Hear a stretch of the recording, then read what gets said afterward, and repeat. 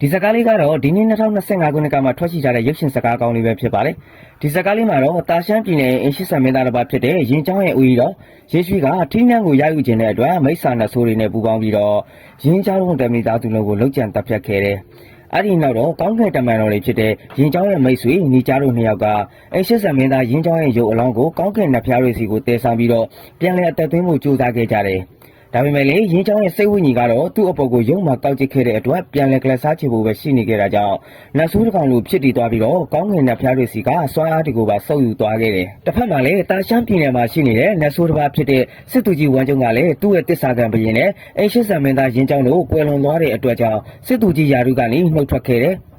အဲ့ဒီအချိန်မှာတော့ထင်းနှန်းကိုလူယူထားတဲ့ဘရင်ကြီးရင်းရှိရဲ့ရုံမှကောက်ကျစ်မှုတွေကိုမသိသေးတဲ့တမှုတန်းချူကြီးကတော့တော်လန်ပုံကံသူတွေကိုခြေမုံရအတွက်ဘရင်ထံမှာတစ္ဆာခံပြီးတော့မောင်းအင်းတော်မှာရှိနေတဲ့နတ်ဆိုးလေးယောက်နဲ့အတူမြင်းစစ်တီတော်ရှေ့ရောက်ကိုခေါ်ဆောင်ပြီးတော့တော်လန်ပုံကံသူတွေရှိရာရေးချီးပြည်နယ်ကိုစစ်ချီခဲ့တယ်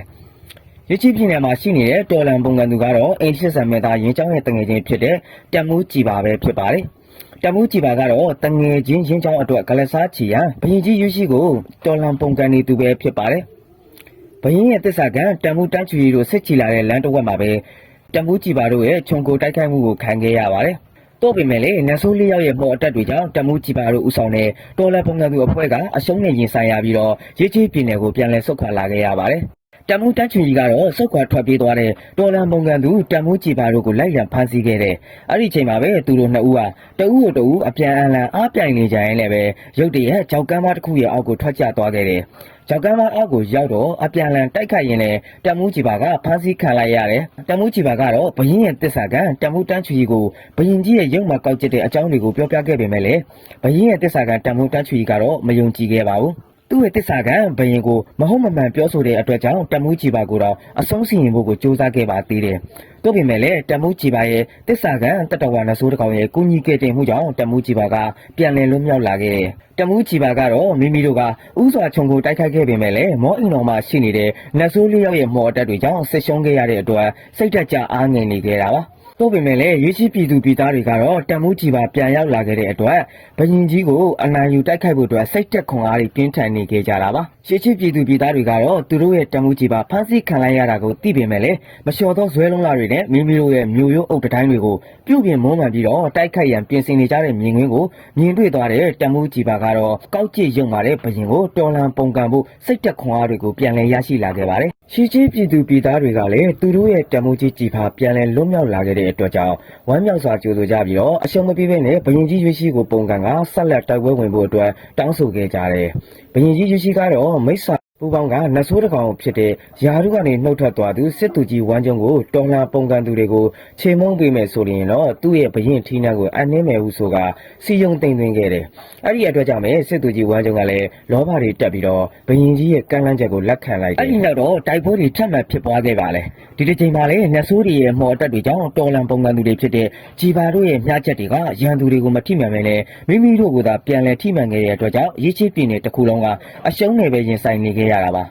အဲ့ဒီအချိန်မှာပဲကောင်းကင်နှဖျားရီစီကနေအစွမ်းတွေကိုစုပ်ယူပြီးတော့နတ်ဆိုးတစ်ကောင်လိုဖြစ်တည်သွားတဲ့အင်ရှိဆန်မင်းသားရောက်ရှိလာပြီးတော့ကုညီကယ်တင်ခဲ့တဲ့အတွက်ကြောင့်ရစ်ချီပြည်နယ်တစ်ခုလုံးကအန်ရီဘေးကနေလွန်မြောက်ခဲ့ပါတယ်အဲ့ဒီနောက်တော့ဘရင်ကြီးရဲ့တစ္ဆာကံဖြစ်တဲ့တန်မိုးတန်းချူကြီးကလည်းဘရင်ကြီးရဲ့ကောက်ချစ်ရုံမှမှုတွေကိုတည်သွားပြီးရဲ့နောက်မှာတော့အင်ရှိဆန်မင်းသားရင်းချောင်းအတွက်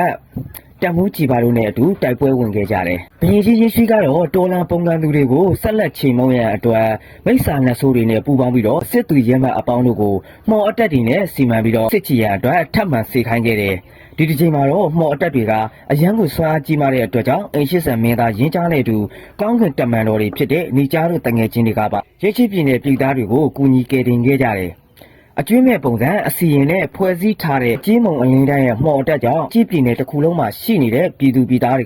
ကဒုက္ခငရဲတွင်းတွေကိုကြာရောက်နေခဲ့ကြတာပါ။မှော်တက်တွေနဲ့ဖွဲ့စည်းထားတဲ့ကြီးမုံအလင်းတိုင်းကိုထိမှန်တဲ့ညီသူမဆိုမိစ္ဆာနတ်ဆိုးတွေရဲ့ဝိညာဉ်နှုတ်ယူမှုကိုခံရပြီးတော့အသက်ဆုံးရှုံးကြရတာပါ။တို့ပေမဲ့လည်းထိုဝိညာဉ်အလင်းတိုင်းရဲ့မှော်ကြီးမုံကိုရှာဖွေပြီးတော့ဖျက်ဆီးနိုင်ရင်တော့ဝိညာဉ်နှုတ်ယူခံရတဲ့ညီသူမဆိုအသက်ပြန်လည်ရှင်သန်နိုင်ကြမှာပဲဖြစ်ပါတယ်။တို့ပေမဲ့လည်းကောင်းငင်ရဲ့တမန်တော်တွေဖြစ်တဲ့ညီကြားတို့မိတ်ဆွေနှစ်ဦးအပြင်နတ်ဆိုးတစ်ကောင်ဖြစ်ပြောင်းလဲသွားတဲ့အင်ရှိဆန်မင်းသားရင်းချောင်းတို့ကလည်းထိုမော်အတက်တွေရဲ့စွမ်းအားတွေကိုမခုခံနိုင်ကြပါဘူး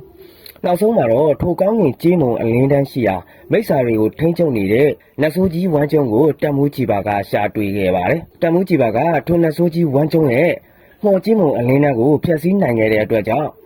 မော်တက်တွေနဲ့စီမံထားတဲ့ဘရင်ကြီးရရှိတဲ့အတူစစ်တီရဲမှန်အပေါင်းတို့လည်းတေကျေပျက်စီးသွားခဲ့ကြပါတယ်အဲ့ဒီနောက်တော့မော်လင်းတန်းတွေထိမှန်ထားတဲ့ရည်ချင်းပြည်နယ်မှာရှိနေတဲ့ပြည်သူပြည်သားတွေအားလုံးလည်းနှုတ်ယူခံထားရတဲ့ဝိညာဉ်တွေကိုပြန်လည်ရရှိပြီးတော့ရည်ချင်းပြည်နယ်မှာပျော်ရွှင်စွာနေထိုင်ခဲ့ကြတယ်တမှုကြီးပါကတော့တာရှမ်းပြည်နယ်ရဲ့ဘရင်ကြီးကိုတုံ့တင်ရှင်းလင်းနိုင်ခဲ့တဲ့အတွက်ကြောင့်အင်ရှစ်ဆန်မင်းသားရဲ့ကိုယ်စားဘရင်ရဲ့ထီးနှံကိုရရှိခဲ့ပါတယ်ဘရင်ရဲ့တစ္ဆာကံဖြစ်တဲ့တမွန်တန်းချူကြီးကတော့ဇလန်းကြီးရဲ့အဆုံးသတ်မှာတော့နတ်ဆိုးကြီးဝမ်းကျုံရဲ့မိစ္ဆာတကောင်ရဲ့တိုက်ခိုက်မှုကြောင့်အသက်ဆုံးရှုံးခဲ့ရပါတယ်